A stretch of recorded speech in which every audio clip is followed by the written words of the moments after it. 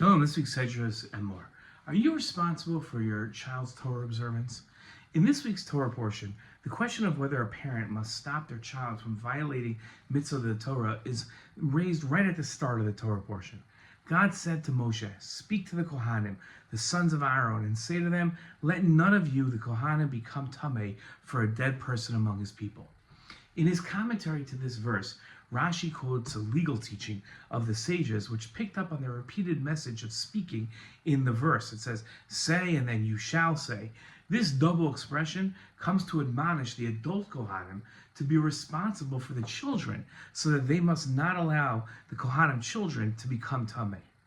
The topic of a parent's responsibility toward their children's Torah observance is complex. The following ruling was taught in the Talmud. If a Jewish child comes to extinguish a fire on Shabbat, a prohibited action, they should say to him, do not extinguish the fire, despite the fact that he is not yet obligated in mitzvah observance.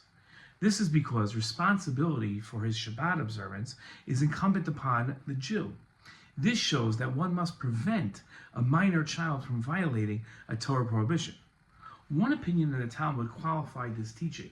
Rabbi Yochanan said, this case is referring to a child who's acting with their father's consent. Even if the father didn't tell them explicitly what to do, the child is aware of their father's wishes and acts on their father's behalf. Rambam codified the case of the Kohen and his son in this week's Torah portion.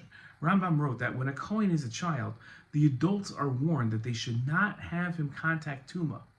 If he comes in to contract Tumah on his own, the court isn't obligated to separate him from the source of Tumah. His father, however, must educate him in the sanctity of being a Kohen. The charge to parents to guard their children from violating the Torah extends past Kohanim and Shabbat.